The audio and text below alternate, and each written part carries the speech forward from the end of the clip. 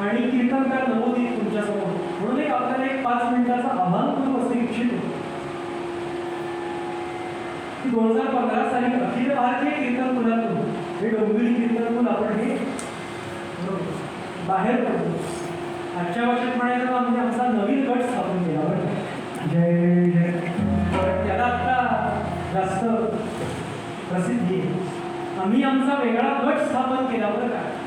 गटाचं नाव काय? डोंबिवली कीर्तन कुल संस्था.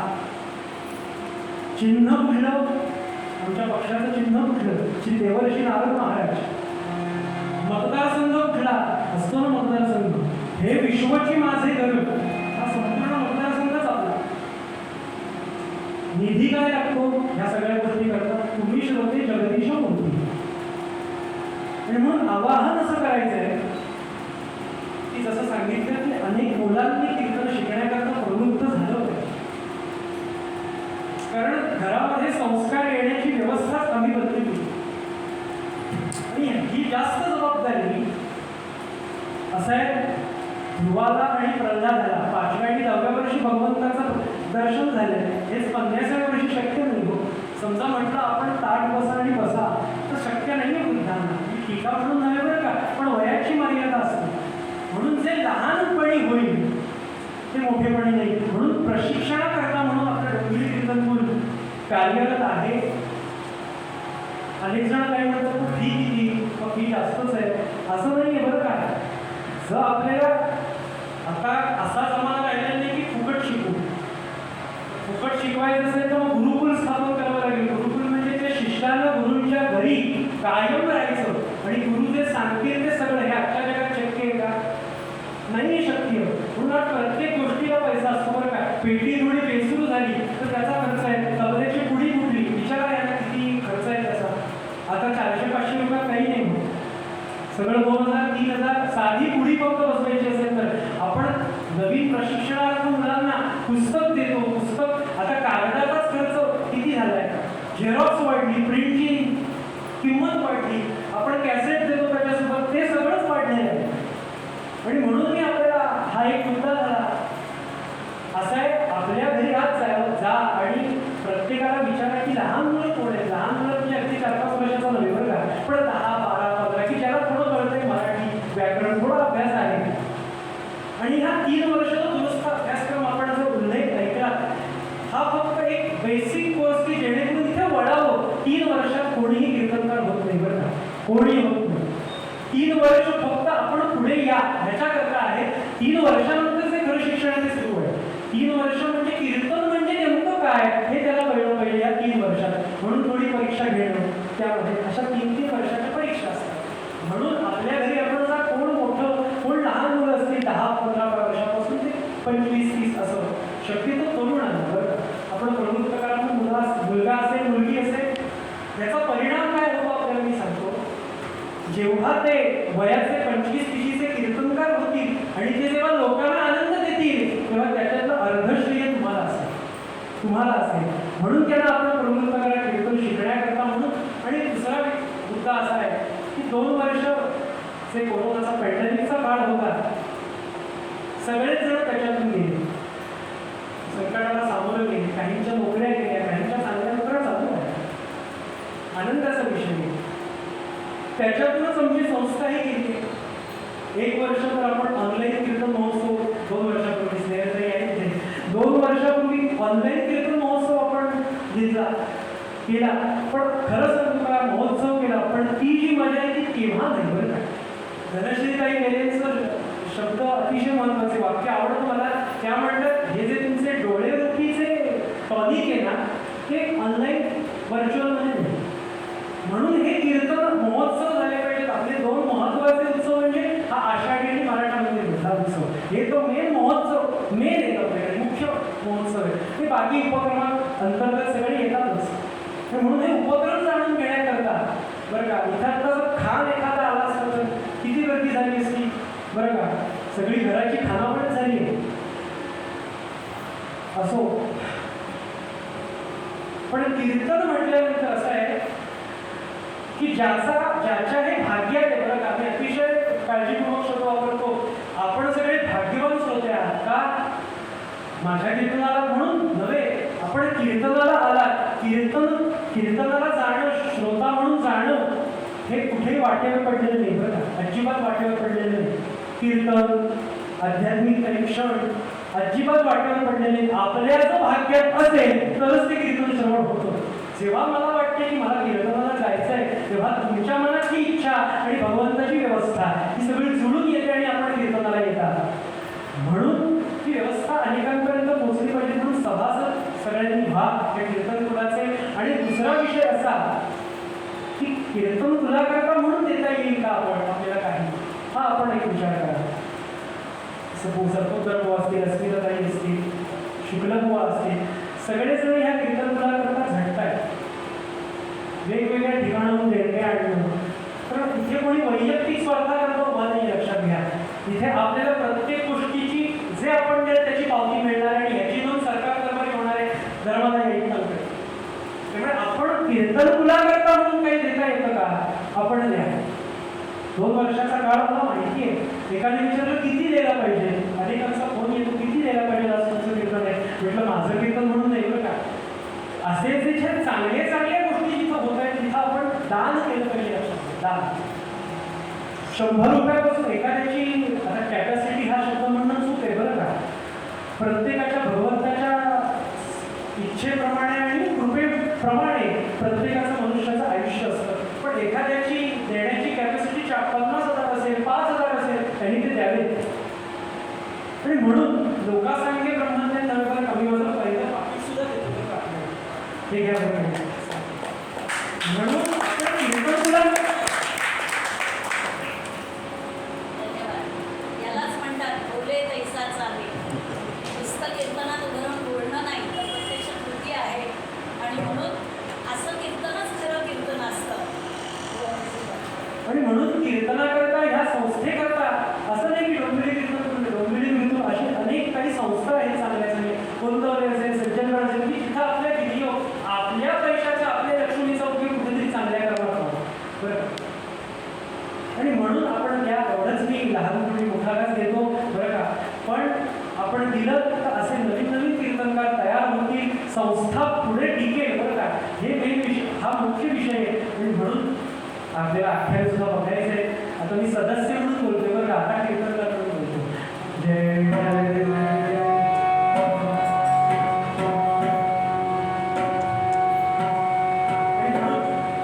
सगळ्यांनी मिळून कीर्तनाच्या प्रथेप्रमाणे सगळ्यांनी मिळून श्री भगवंत नामाचा गजर करायचा.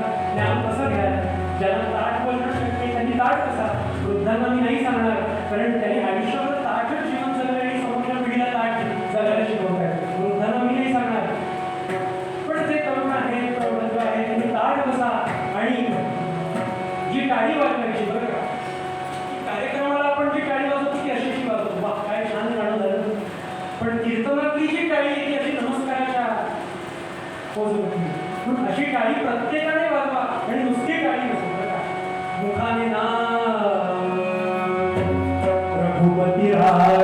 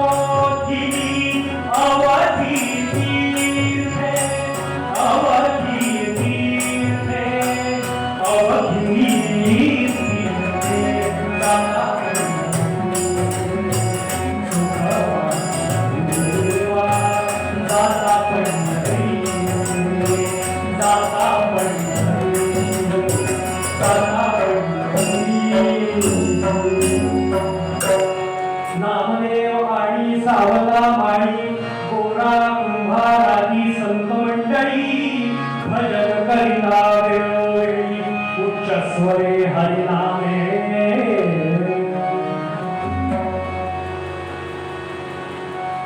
जास्त विस्तार करायला नको. पंढरपुरामध्ये श्री नामदेवांचं छान असं गोड असं कीर्तन चालू आहे आणि त्या कीर्तनाला कोण बसलंय? सोपान देव आहे. छान अशी 5 वर्षाची मुलगी मुक्ताई निवृत्तीनाथ आहेत, स्वतः ज्ञानदेव आहे, आमचे गोरोबा काका आहेत, सावकोबा आहे. याचा अर्थ कुठल्याही संतांनी कीर्तनाची कधी उपेक्षा केलेली नाही बरं का. नाम संकीर्तन साधन पै सोपे जळतील पापे जन्मांतरीची. प्रत्येक जण नामदेवांचं कीर्तन ऐकतोय. आता खरं बघाल तर ह्या सगळ्याच्या श्रोत्यांमध्ये बसलेल्या संतांना काय गरज आहे कीर्तन ऐकायची? भगवंत भेटलाय, कीर्तन कशा करताय? भगवंताची प्रचिती येण्याकरता, भगवंत भेटण्याकरता. या सगळ्यांनाच भगवंत भेटलाय. पण प्रचार प्रसार ज्याला म्हणतात तो नामदेवांच्या कीर्तनातून सांगतो. आणि हे कीर्तन झालं, आटकलं. त्यानंतर ज्ञानदेव आणि सोपानदेव असे ज्ञानोबा पंढरपुराच्या गाभाऱ्यात हात आले, पांडुरंगाला नमस्कार केला. असं आहे, कुठलेही संत पांडुरंगाच्या मूर्तीच्या समोर आले की पांडुरंग प्रकट होत असे. आणि अशी ज्ञानोबांना मिठी मारली. ज्ञाना बोल बोल. ज्ञानदेव म्हणाले, मला नामदेवाचं कीर्तन खूप आवडतं. किती छान कीर्तन करतो नामदेव, छान असा. पण ते रत्न पंढरपुरात काय करताय? हे रत्न ज्ञाना तुला काय म्हणायचं आहे? पांडुरंगाने विचारलं. मला असं म्हणायचं आहे की हेच कीर्तन नामदेवांचं असा वक्ता आणि असा श्रोता हो, हेच कीर्तन बाकी सगळ्या क्षेत्रात नामदेवांचं झालं तर जे लोक भक्तीच्या नवोद्या विळख्यामध्ये गुरफटलेले आहेत त्यांना भक्तीचा प्रचार, कीर्तनाचा प्रचार प्रसार या नामदेवांच्या कीर्तनातून होईल. असा वक्ता मिळणं नाही, शक्यच नाही. पण हे मी सांगितल्यावर ऐकणार नाही नामदेव. तुम्ही सांगा नामदेवाला. आणि नामदेव महाराज काय म्हणतात, आजच्या वर्षी 5-10 मिनिटांनी आले. सगळ्या श्रोत्यांनी केलेला नमस्कार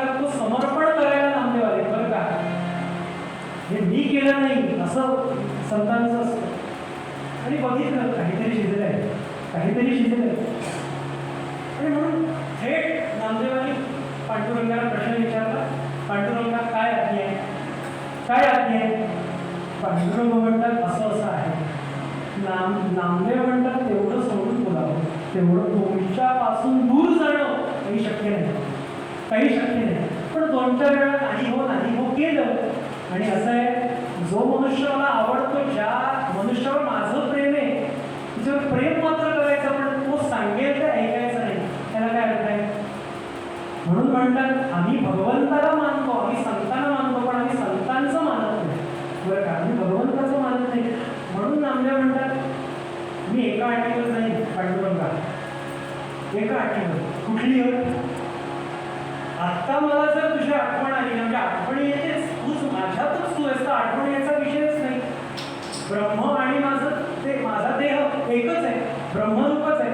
पण मला जेव्हा आठवण येते तुला, तेव्हा मी भेटायला येतो.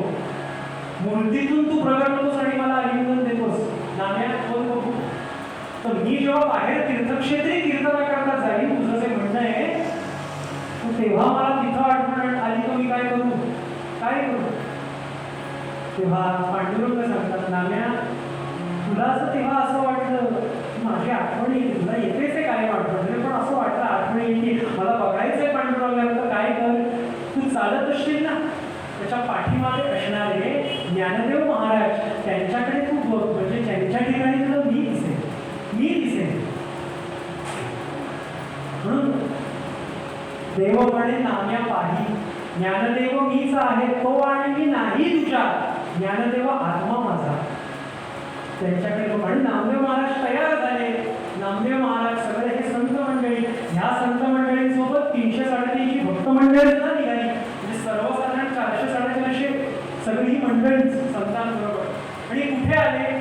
त्या परी तीर्थे करिता, त्या परी तीर्थे करिता देखिले तीर्थ ते कपिलधारा.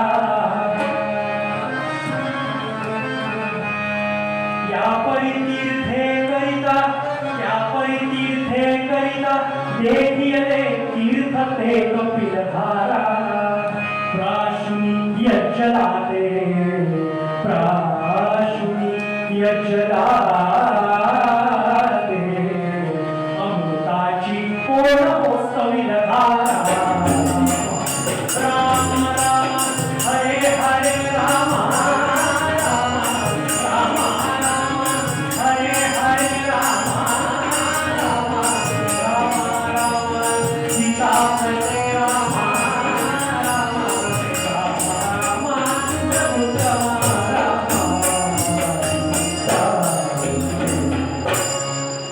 त्या परी तीर्थे करिता देखिले तीर्थ ते कपिलधारा.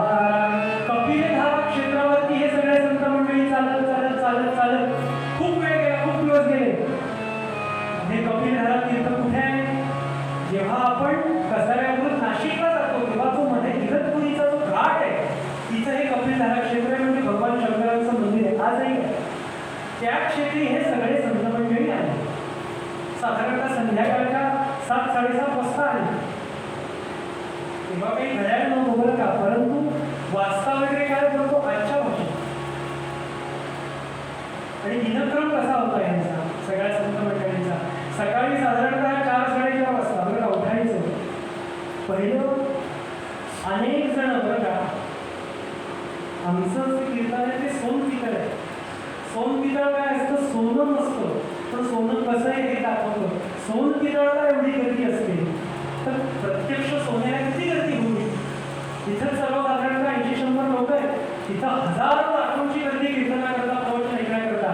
आणि म्हणून सकाळी साधारणतः 6-6:30 वाजता बरं का अनेक मंडळींनी सांगितलं, अहो अनेकांच्या भाग्याचा उदय झाला हो, की संत आले कपिलधारा क्षेत्रावरती.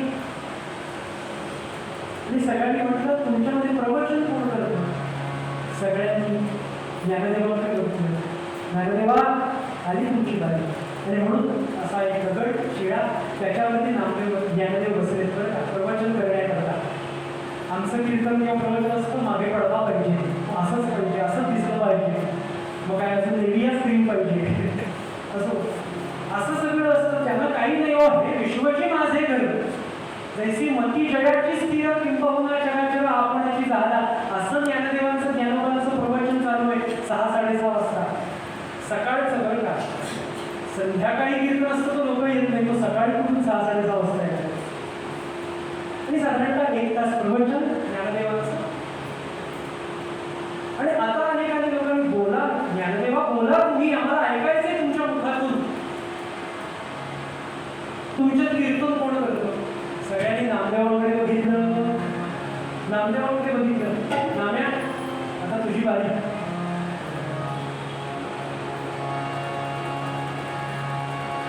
नाम्या आता तुझी बारी. तू आता कीर्तन करायचं. काय हो नामदेवांचं कीर्तन?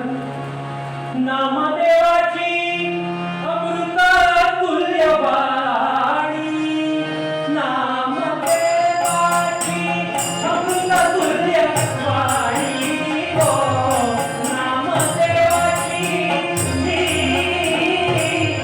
नामदेवाची. कोण कीर्तन नामदेवांचं?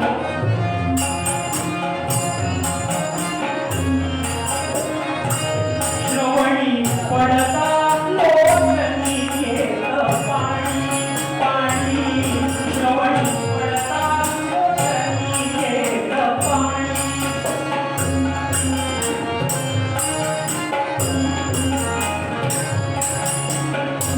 श्रवणी पडता, श्रवणी पडता, श्रवणी पडता.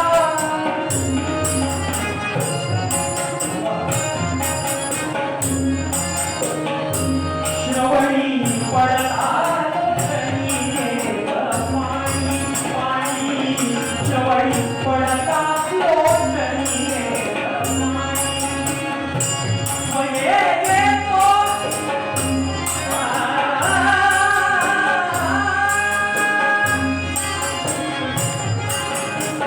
किती चालेल ना. जेव्हा वसंतराव देशपांडेची मुलाखत पु ल देशपांडेंनी घेतली होती, युट्यूबला मला वाटतं व्हिडिओ आहे, तेव्हा प्रत्यक्ष वसंतराव देशपांडेंनी सांगितलंय की या ज्या कीर्तनाच्या चाली आहेत ना त्या आम्ही नाटकाला वापरल्या आहेत, अनेक भावगीतांना वापरल्या, अनेक नाट्यगीतांना वापरल्या. कुठे वापरल्या? तोच चंद्रमान भातो तीच चैत्र प्यारी, पुढचं काही कीर्तनात म्हणता येत नाही. स्वये येतो.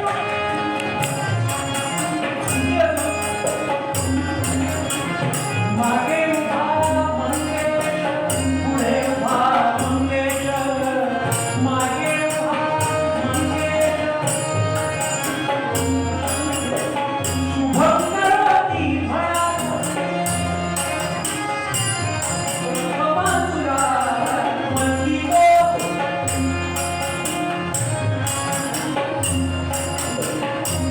स्वये येतो श्रवणाचा कैतवारी, स्वये येतो.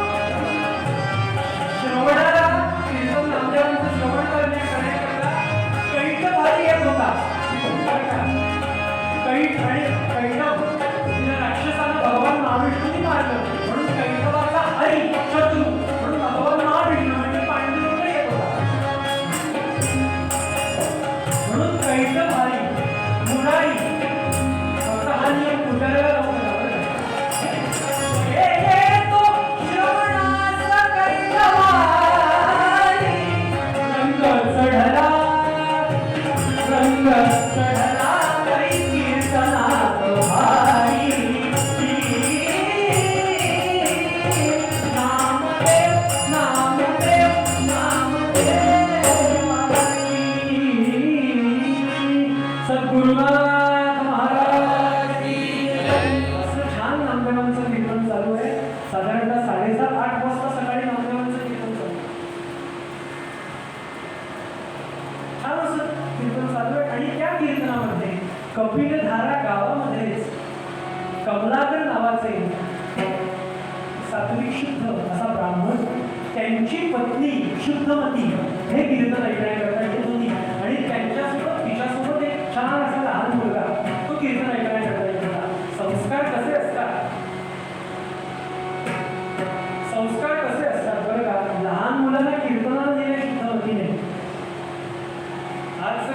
कार्यक्रम असो ना साधा, काही वास्तुशांती सत्यनारायणाची पूजा, तो मुलगा असतो लहान, ज्याला शेफारून ठेवलेला असतो, तो आतमध्ये बेडरूममध्ये टीव्ही लावतो, पोगो नाहीतर छोटा भीम, मेरे ही साथ ऐसा क्यों होता है, अरे कीर्तन नाही. मग असे प्रश्नच निर्माण होणार ते. त्या लहान मुलाला शुद्धमतीने कीर्तना करता आणलंय. ती शुद्धमती कशा करता यायची रोज? ह्या कपिलधारा क्षेत्रावरती बरं का पाणी इतकं भरपूर की पतिराज पूजा करतात आणि त्यांच्याकरता त्या पूजेकरता म्हणून पाणी आणण्याकरता म्हणून शुद्धमती या क्षेत्रावरती रोज यायची. बरं का, इतकी किंमत होती पाण्याची, जर चालू करायला दिसेल असं नाही, इतकी किंमत पाण्याची. म्हणून पाणी आणण्याकरता म्हणून आली आणि बघते तर अरे सगळे संत मंडळी इथं आले, ज्यांची नावं आपण फक्त ऐकलोय, ज्ञानदेव, नामदेव, सोपान, सगळेजण इथे संत आहेत. ज्ञानदेवांचं प्रवचन ऐकलं, आता म्हणजे उठूया आपण जाऊया, तेवढ्यात नामदेवांचं कीर्तन चालू झालं आणि कीर्तन ऐकूया. आणि साधारणतः जेव्हा उन्हाचा चटका बसायला लागला, साधारणतः तसा 10-10:30चा ऊन जो सूर्य आहे तो चटका देतो आणि म्हणून तसंच ते पाणी कीर्तन झालं, सगळं झालं, पाणी घेतलं आणि तुळशी वृंदावनाच्या तिथे आली. तिचे यजमान कमलाकर ते दारातच उभे होते. बरं का, फुलपात्र एवढा डोळा असं म्हणणं असा बघू शकत होता ना. जय जय इतिहासात नोंद एवढा फुलपात्र एवढा डोळा. बरं का, पण ही तुळशी वृंदावनातूनच तिथूनच ओरडायला लागली, स्वामी क्षमा करावी, स्वामी क्षमा करावी, मला क्षमा करा, स्वामी क्षमा करावी, आगमनी झाला मला वेळ, मला माफ करा. पण तुम्हाला आवडेल अशा चिंतनांती होते, कीर्तनच ऐकत होते. अहो इतके सगळेजण संत मंडळी आले, भक्त मंडळी इथं आले. माझी मी आतापर्यंत आपल्याकडे काही मागितलं नाही, एक गोष्ट मागते आज, की हे सगळे जे संत मंडळी आहेत ते माझ्या आपल्या घरी जेवायला यावेत अशी विनंती मी आपल्याला करते. आपण जा आणि त्याला बोलवा. म्हणून अनेक ग्रंथांमध्ये असं वर्णन आहे, असा उल्लेख आहे की धर्म आपला स्त्री जास्त टिकवते पुरुषांपेक्षा. पुरुषांपेक्षा म्हणजे पुरुष करत नाही, पुरुषांना त्यांचेच वेळ टिकते. बरं का, उद्योग धंदा त्याचा बाहेरच गेले नाही तर व्यावहारिक जीवन कसं चालणार. म्हणून स्त्री जास्त धर्म टिकवते. त्याचं कारण असं आहे की अहो 22व्या मजल्यावर जरी हात असले ना जोडतो तरी सुद्धा रांगोळी काढणं शक्य नाही, ती चिकटून सगळं, तर ते काही नाही तर स्टिकर तरी लावते. तुळशीचं रोप, तुळस आता वृंदावन कुठलं तुळशीचं, तुळस तरी छोटंसं काहीतरी आहे. म्हणून स्त्रीला जास्त महत्व आमच्या अध्यात्मशास्त्रामध्ये आहे की ती धर्म टिकवते, पुरुष टिकवत नाही असं अर्थ नाही. पुरुषांना त्यांचेच व्याप असतात की त्याला धर्मानुक्षम्य मानलेले त्याला. आणि म्हणून तिनं मागणी केली की संतांचं उष्ट आपल्या घरात सांडलं पाहिजे आणि म्हणून तुम्ही जाल. ती पूजा वगैरे तशीच कमलाकडे म्हणजे तशीच ठेवली. बरं का, संत करावा आरता, देव करावा परता. संतात देवांनी सांगितले की संत सगळ्यात महत्वाचे देवापेक्षा, पण दुवा आहे संत आपल्याला. आणि म्हणून कमलाकर जे गुरुजी आहे, वेदशास्त्र संबंध गुरुजी, हो परिस्थिती तशी भेटाची. आणि ह्या कपिलधारा क्षेत्रावरती आले सगळेजण संत मिळे. आता 10-10:30 होऊन गेले होते. बरं का, अशा वर्षात बोलायचं तर आता त्या संतांचं काय काम, तर अध्यात्म सगळं स्वतःच जे कर्म आहे, स्वाध्याय प्रमाणे संतांनी कधीही आपला अभ्यास सोडलेला नाही. बरं, आणि जीवनात अभ्यास कधीच संपत नाही, हे वाक्यच लक्षात ठेवायचं. आणि आता त्यांना वाटलं की ह्याच्यात आता मुख्य कोणाला सांगावं की बाबा सगळे तुम्ही माझ्या घरी जेवायला या, कोणाला सांगावं, मुख्य कोण, अशा वर्षी कोणाचं मेन कोण. बरं का, त्यावरूनच ते मेनका नाव पडले. बरं का, बरं का, एकाने विचार केला की त्यांचं मेनका नाव का पडलं. बरं का, ती सगळ्या अक्षरांमध्ये, बरं का, ती सगळी पुढे सारखी करत होती म्हणून अनेक लोकांनी विचार केला ह्याच विषय मेनका म्हणून मेनका. कोण मुख्य आहे ह्यातलं, कोण मुख्य आहे, तर त्यातल्या त्यात जाडे, त्यातल्या त्यात गळ्यात जास्त माळा, त्यातल्या त्यात जास्त उपरणी, त्यातल्या त्यात जास्त मध्ये त्रिपुंड, असे कोण, सावतोबा. गडी हो शेतकरी गडी, अशी तब्येत होती सावतोबांची. ते सावकोबांच्या समोर उभे राहिले. ते कमलाकर नावाचा गुरुजी, मी एकदाच कपिलधारा क्षेत्रावरचाच, माझं नाव कमलाकर, माझी पत्नी सकाळी कीर्तन ऐकण्याकरता आली होती. बहुधा तुम्हीच कीर्तन करत होतात वाटतं. आमची अशी इच्छा आहे की आमच्या घरी सगळी परंपरा आहे कीर्तन श्रवण ऐकण्याची, सर्व संतांना ब्राह्मणांना भोजन घालायची. तर आपण आमच्या घरी भोजन करण्याकरता याल का सगळे संत मंडळी? सावकोबांची शिस्त म्हणजे लष्करी शिस्त बरं का. सावकोबांनी सांगितलं, तुमची वृत्ती अति निर्मळ, गृहस्थाश्रम झाली सफळा. तुमची निर्मळ, अतिशय वृत्ती निर्मळ आहे. तुम्हाला कळलं की संतांना सुद्धा पोट असतो बरं का. या अशा वृत्तीचे आपण आहात. परी आमचे न घडे ना, वेळे न घडे ना, आम्हाला जमणार नाही का? अहो, आम्ही सगळी 300-350 सगळी माणसं आहेत. तुमच्या घरी आलो तर आता सगळं तुम्ही जे कमावलेलं आहे बरं का, सगळं धनधान्य हे सगळं संपून जाईल एका क्षणामध्ये. अहो नको ना. जे अन्नदानक पुण्य आहे ते नुसतं मी तुम्हाला आशीर्वाद देतो आणि मिळेल पुण्य. आता कमलाकराला अशी पंचायत झाली त्या रावणाची की आता आग्रह तर सुद्धा करू शकत नाही. कसा आग्रह करणार? पण तो म्हणतो या ना, नाही जमणार, या ना.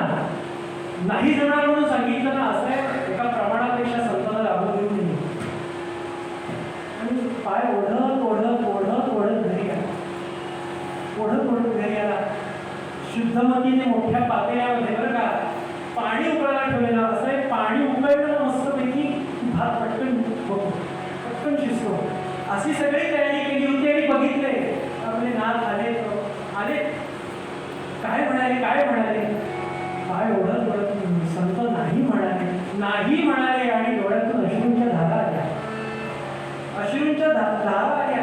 संतांनी नाही म्हटलं, कशी कृपा मिळणार आपल्यावरती? रडायला लागले लोक. आणि त्यांचं रडणं ऐकून बरं का, त्यांचं रडणं बघून त्यांचा जो मुलगा होता ना 5-6 वर्षाचा, त्याचं नाव गोपाळ बरं का, तो गोपाळ आला. आई आई आई आई, का रडतेस तू? मला कोणी मारलं? का रडतेस? मारलं नाही. आता चांगले संस्कार होण्याकरता आईवडिलांची जबाबदारी बरं का. तिने सांगितलं, आपण सकाळी कीर्तना करायला गेलो की नाही, तिथे जे सगळे संत मंडळी होते ते आपल्या घरी जेवायला यावे. ते जे जेवले आणि ते आपल्या घरी त्यांचे पाय लागले तर आपल्याला पुण्यप्राप्त होईल की नाही, पापांचा नाश होईल की नाही? हो बरोबर आहे. ते नाही म्हणाले म्हणून म्हणून आम्ही रडतोय. नाही म्हणाले, त्या समयी सरसावुनी पुढती गोपाळ पाळतो बोले. बरं का, संतांसी आणि तो मी म्हणजे अहंकार नाही बरं का, हक्क आहे. संतांसी आणि तो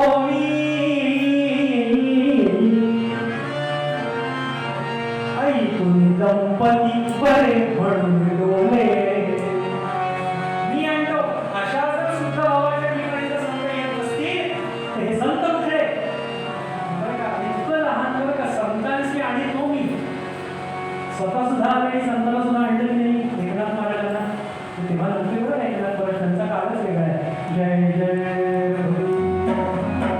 संतांशी आणि तो मी ऐकुनी दंपती बरे म्हणून डोले. आणि म्हणून मी असा लहान बरं का 5-6 वर्षाचा गोपाळ आला. आता त्याचा काही योग, तो नामदेवांचा उभा राहिला. नामदेव महाराज पांडुरंगाची मानसपूजा करत होते.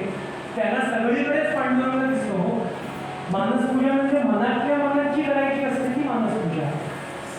पांडुरंगाला बंध लावताय बरं का, तुला घालताय सगळं मनातून. त्यांना सगळीकडेच विठ्ठल दिसतो. सगळ्याच तीर्थक्षेत्री त्यांना विठ्ठल दिसतो. देव विठ्ठल देव पूजा विठ्ठल, देव विठ्ठल देव पूजा विठ्ठल, तीर्थ विठ्ठल क्षेत्र विठ्ठल, तीर्थ विठ्ठल क्षेत्र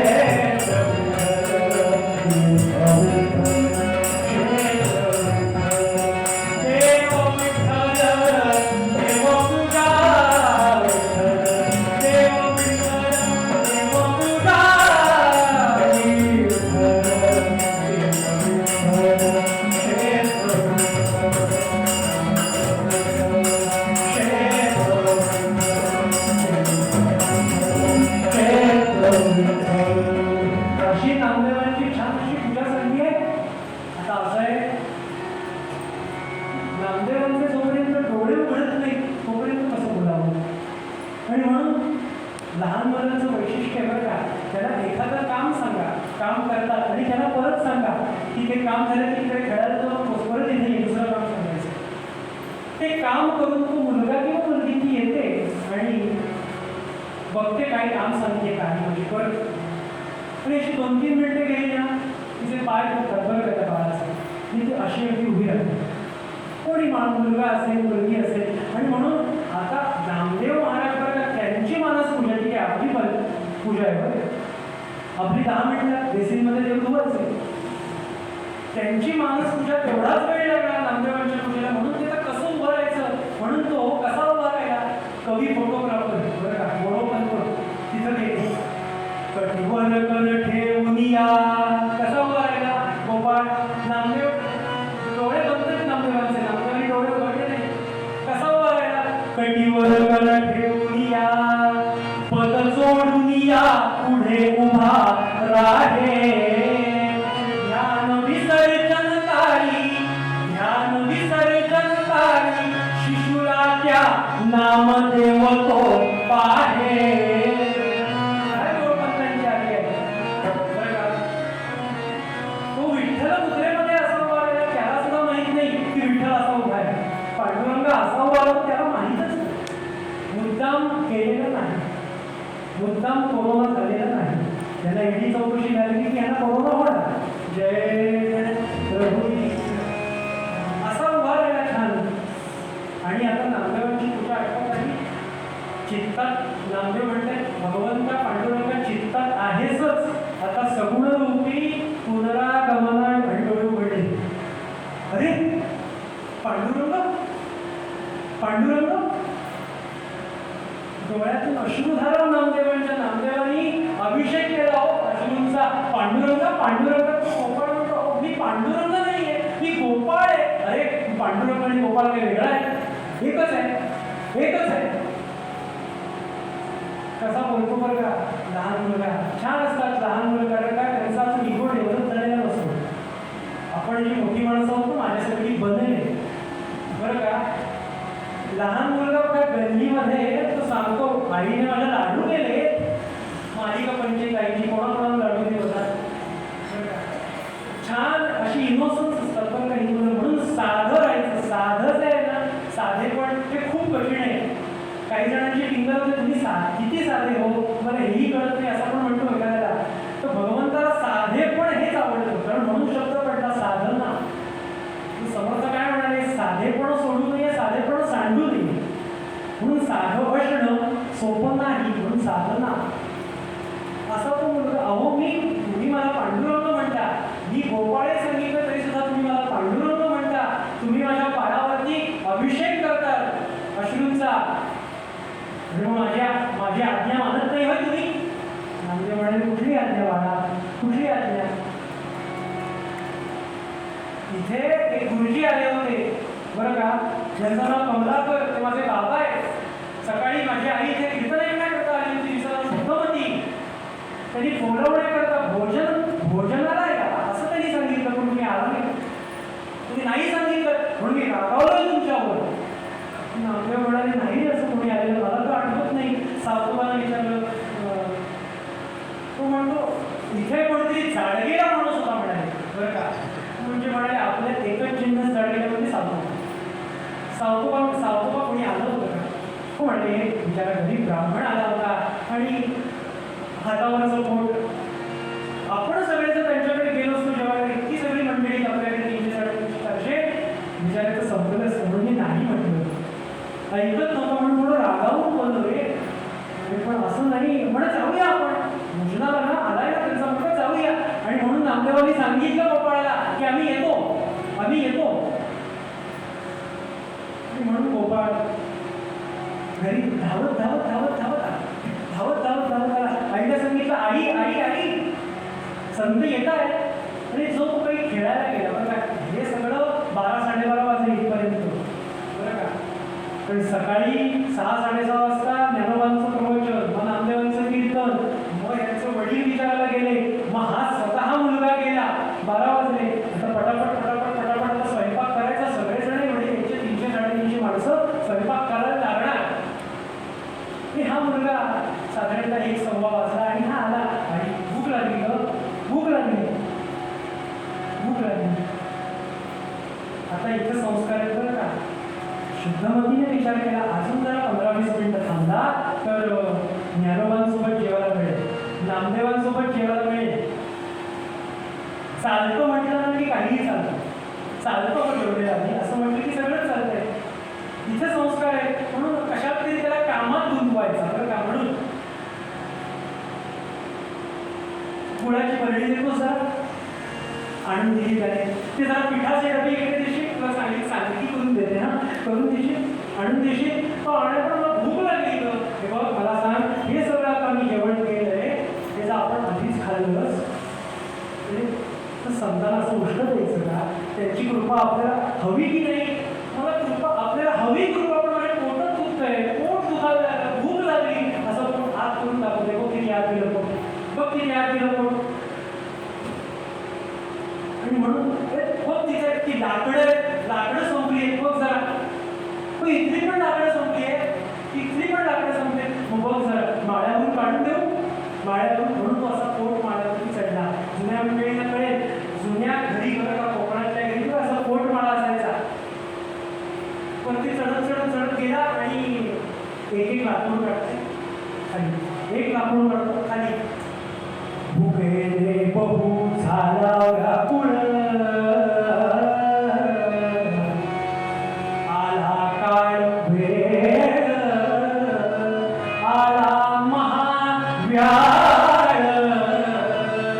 गोपाळासी सांगता. कोण कधीचा तो सर्प येऊन बसला होता, त्या खडकं बघितलं, काढलं आणि जो काही दंश केला, काळं निळं सगळं पूर्ण त्याचा देह पडला आणि संपूर्ण तोंडातून त्या भेस यायला निघाला हो. आणि असा एक कीर्तनातला पांडुरंग त्याला आठवला. कीर्तन ऐकलं होतं ना त्या गोपाळानं, आणि नामदेवांच्या तोंडून सुद्धा पांडुरंग पांडुरंग 2-3 वेळा शब्द ऐकलेच होते. तो पांडुरंग शेवटच्या ठिकाणी आला पाहिजे बरं का. म्हणून शेवटच्या वेळी त्याच्या हातात तो जाणार इतक्यातच ते पांडुरंगा पांडुरंगा पांडुरंगा अशी हाक मारली पांडुरंगाला. देह पडला, बिचारा गेला गोपाळ. आता शुद्धमतीला वाटलं, आईला वाटलं की ह्याला काहीतरी वरती खेळणं सापडलेलं दिसतंय. आई येते, बघते, पण काय काळं निळं झालेलं सगळं ते अंग बघितलं, देह बघितला, ते तसंच प्रेत उचललं आणि खाली ठेवलं, खाली आणलं आणि पतिराजाला सांगते, अहो जरा येता, तुमची पूजा झाली असेल तर जरा येता का, हे बघा काय झालंय. पण असा उत्तम असा विवेकी असणारा कमलाकर नावाचा ब्राह्मण तो सांगतो, काय आहे कृपा माहीत नाही, पण असू दे, हे कोणाला कळलं तर नाहीये ना, हा गेला हे कोणाला नाही कळलंय. म्हणजे स्नान कर, तुळशीला हात लाव, गाईचं दर्शन घे. ते हे स्वतः सगळ्यांनी स्वतःही केलं, उत्तम सोडून दिसलं बरं का. आणि उसना आणतात तसं संत येण्याकरता. तेवढ्यात संत आलेच हो, तेवढ्यात संत आलेच. हातपाय धुतले, पंगत बसली. नामदेवांनी प्रश्न विचारला, बराबर पुढे टाकतो. नामदेवांनी प्रश्न विचारला, गुरुजी तो सकाळी जो आम्हाला आमंत्रण द्यायला आलेला ना मुलगा, तो गोपाळ आठवलं, तो तुमचाच मुलगा ना. तो म्हणाले माझाच मुलगा. तो कुठे, पण आता खोटं कसं बोलावं. असं आहे, जर संतांना हे सांगितलं असतं तर संतांची कृपाही केली. ऐत्या वेळी आता संतांचं जेवण कोण करणार आणि कुठे व्यवस्था होणार. अर्थात संत जेवणासाठी हवा नाही, जेवण जेवलेच नाही म्हणून आता जाणार, अशी काही परिस्थिती करून ती मनुष्याची एक भावना असते. अशा सगळ्या परिस्थितीत काय करायचं, खोटंही बोलता येईल. आपण म्हटलं ना, तुमच्या दृष्टीने ते पाप जरी असलं, ते शास्त्राच्या दृष्टीने जर ते पुण्य असेल तर आपल्याला सुखच प्राप्त होतं. त्याने काय सांगितलं की तू जो खेळायला गेला होता ना गोपाळ, नामदेव महाराज, तो जो खेळायला गेला होता ना तर पायात तरी थोडं गेलं, खेळा गेला, चूक केली आणि त्याची बोलून तो काटा आला आणि त्याला झोपवले. सगळं औषध पाणी करून त्याला झोपवले. तुम्ही जेवायला सुरुवात करा. पार्वती पते हर हर महादेव, एकादशी म्हणून असं समजून घेतो. पण नामदेव महाराजांनी तिकडे दुर्लक्ष केलं. नामदेव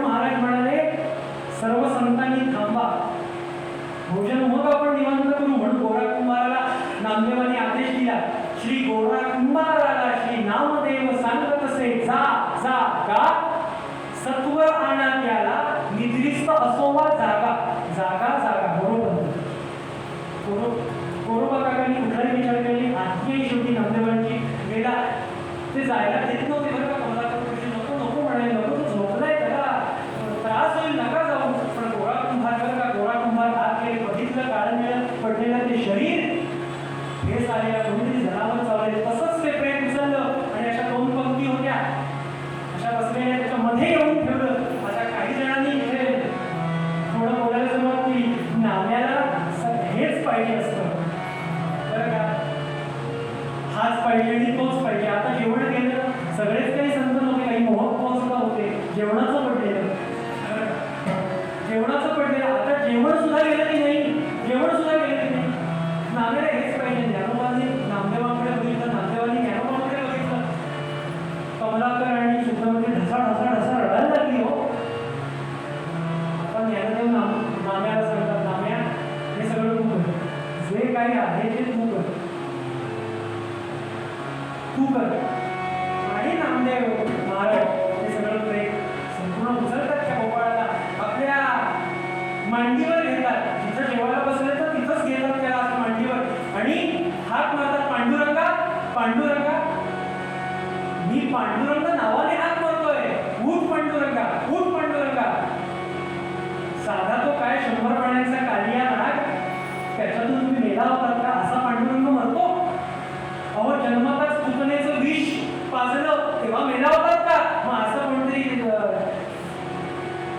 असा साप वगैरे काहीतरी दसून तुम्ही मारायला का? पांडुरंग नावाने हात मारते, पांडुरंग उठा, उठा पांडुरंग. असं त्या गोपाळाने बघून पांडुरंग नावाने हात मारते बरं का नामदेव महाराज, उठा पांडुरंग. पण काही नाही हो, 4-5 मिनिटं गेली बरं का आधी नाही. आणि नामदेव मात्र उठले. नामदेव म्हणाले, पांडुरंगा हा जर देह निष्प्राण ठरणार असेल आणि माझा शब्द हा जर खरा होणार नसेल, नामदेव महाराज म्हणतात, तर माझ्या उपासनेला, माझ्या कीर्तनाला काहीही किंमत नाही.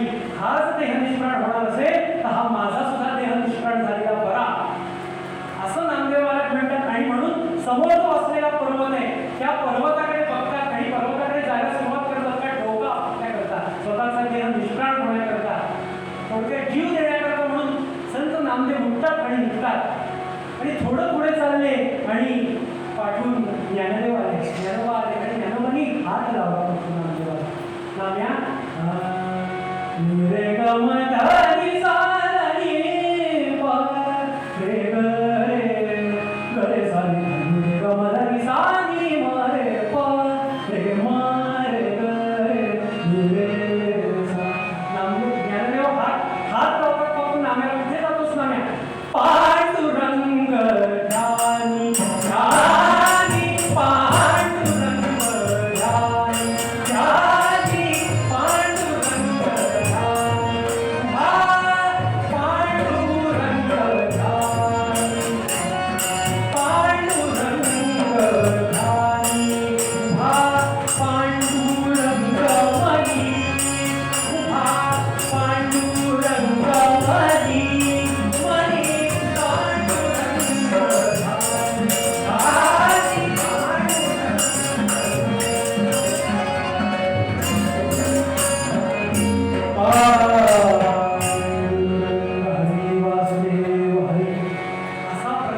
पांडुरंग बघा, पाठीमागे उभे राहिलेले, प्रगट झालेले प्रत्यक्ष पांडुरंग. आणि त्या फक्त मुलाकडे, गोपाळाकडे बघितलं, दृष्टी टाकली, जिथं ती जखम झाली होती तिथून हात फिरवला आणि आता पहिल्यापेक्षा गोपाळ उत्तम दिसायला लागला. उठला गोपाळ, उठला. उठल्यावरती गोपाळ काय म्हणतो, उठल्यावरती गोपाळ काय म्हणतो, आणि लाकडं पण येत ना, लाकडं संपली आहेत ना, संपली आहेत ना. काय भाग्य त्या गोपाळाचं की प्रत्यक्ष रुक्मिणी देवी सुद्धा आल्या बरं का, वाढण्याकरता जेवण बरं का. आणि आता नामदेव मला पाठी वळून बघतात ते का हे सगळं चित्र दिसलं. नामदेव म्हणतात, पांडुरंगा एवढं का बरं ओढायला लावलंस मला, कशाला येऊन गायला लावलास, जय जय कशाला एवढं ओढायला लावलंस, यायचं नाही. आता आलायस ना पांडुरंगा, जेवून जा, उद्या एकादशी, उद्या जेवायला मिळणार नाही, जेवून जा. म्हणून पार्वती पदे अन्नपूर्णे सदा पूर्णे शंकर प्राणवल्लभे ज्ञान वैराग्य सिद्ध्यर्थम भिक्षां देवी च पार्वती. अन्नपूर्णा माता की जय. काय भाग्य, बाजूला पांडुरंग, ज्ञानदेव, नाम आनंद झाला. कमलाकर ब्राह्मणाला आनंद झाला. चरित्र फार मोठे पटापट सांगण्याचा प्रयत्न केला. आणि त्या गोपाळाला ह्या संपूर्ण अध्यात्म श्रवणामुळे पूर्ण पापांचा नाश होऊन भगवंत प्रकट झाला. बरं का, इथं कीर्तन करण्याची संधी उपलब्ध दिल्यामुळे परत एकदा मी डोंगरी कीर्तनसुद्धाचे ऋण व्यक्त करतो. आपल्याच माणसांचे आभार नसतात मानायचे, म्हणून ऋण व्यक्त करतो.